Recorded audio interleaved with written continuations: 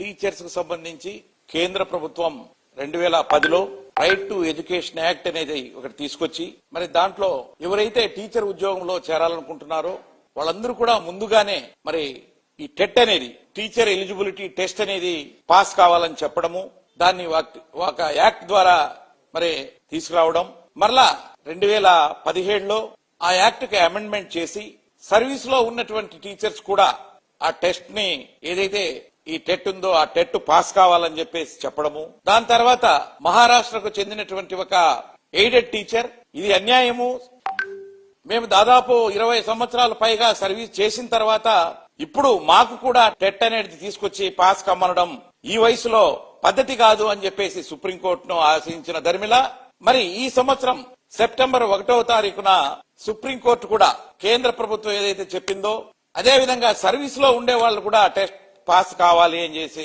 చెప్పిన దాన్ని సుప్రీంకోర్టు కూడా మరి సమర్థించినది. మరి దాని తర్వాత సర్వీస్ లో ఉన్నటువంటి టీచర్స్ అంతా కూడా అయోమయంలో ఉన్నారు.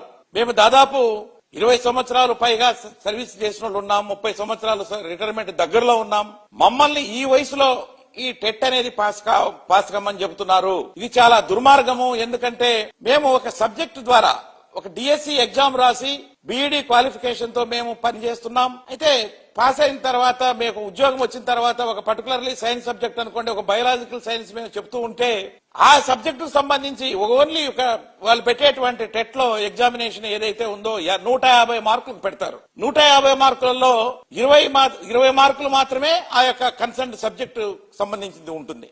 అంటే మిగతాదంతా కూడా 130 మార్కులకు వేరేది ఉంటుంది. అంటే సర్వీస్ లో వాళ్ళంతా ఉండే వాళ్ళంతా కూడా భయభ్రాంతులకు గురైతా ఉన్నారు. ఎందుకంటే మేము ఇంత సర్వీస్ అయిన తర్వాత మేము ఇప్పుడు ఎక్కడ చదువుకోగలుగుతాం, మరలా మొదటికి పోయి ఏదో స్టూడెంట్స్ లేకపోతే అప్పుడప్పుడు ఉద్యోగంలోకి వచ్చేటువంటి వాళ్ళకు పెట్టారు. ఏదైతే టీచర్ ఉద్యోగం కావాలని డిఎస్సి రాస్తున్నారో వాళ్ళకైతే ఉంచండి, కానీ మాకు మాత్రం ఈ టెట్ ను పెట్టడం అన్యాయం అని చెప్పేసి ఈ రోజున మన రాష్ట్రంలో ఉన్నటువంటి 150,000 మంది పైగా ఉన్నటువంటి టీచర్లంతా కూడా మరి దాన్ని వ్యతిరేకిస్తా ఉన్నారు. ఆ నేపథ్యంలో కొన్ని టీచర్ సంఘాలు కూడా సుప్రీంకోర్టును కూడా అప్రోచ్ కావడం కూడా జరిగింది. కోర్టులో పెండింగ్ ఉంది సుప్రీంకోర్టులో. మరి ఇన్ ద మీన్ టైం మరి మన ముఖ్యమంత్రి గారు మరి అక్టోబర్ 18వ తారీఖున ఉద్యోగ సంఘాలతో జరిగినటువంటి after joint staff council meeting ఏదైతే జరిగిందో ఆ రోజున ఉద్యోగ సంఘాలన్నీ కూడా పిలిచి ఒక డిఏ ఇచ్చారు ఉద్యోగులకి.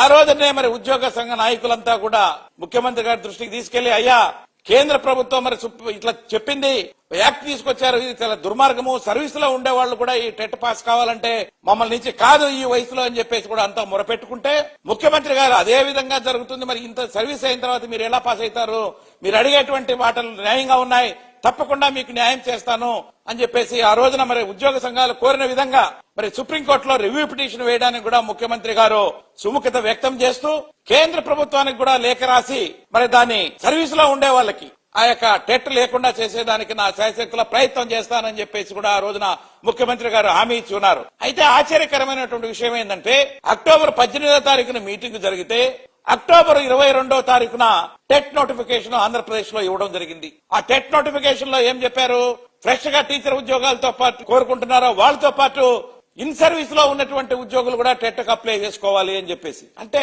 అంతా కూడా మరి ముక్కు మీద ఏలేసుకుంటూ ఉన్నారు ఉద్యోగులు. మొన్నేమో ముఖ్యమంత్రి గారితో చెప్తే చాలా సుముఖంగా చేద్దాం అన్నాడు.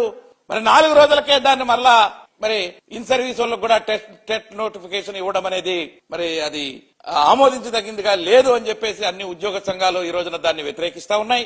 మరి ఈ నేపథ్యంలో మరి ఎవరైతే టీచర్ సంఘాలన్నీ కూడా ఉన్నాయో ముక్త కంఠంతో వాళ్ళంతా కూడా కోరుకుంటున్నారు, అయ్యా మేము ఈ వయసులో మేము దాన్ని పాస్ కాలేం, కాబట్టి దాన్ని మాకు మినహాయింపు ఇవ్వాలి అని చెప్పేసి కూడా ప్రభుత్వం మీద మరి ఈ రోజున కోరుకుంటా ఉన్నారు వాళ్ళు.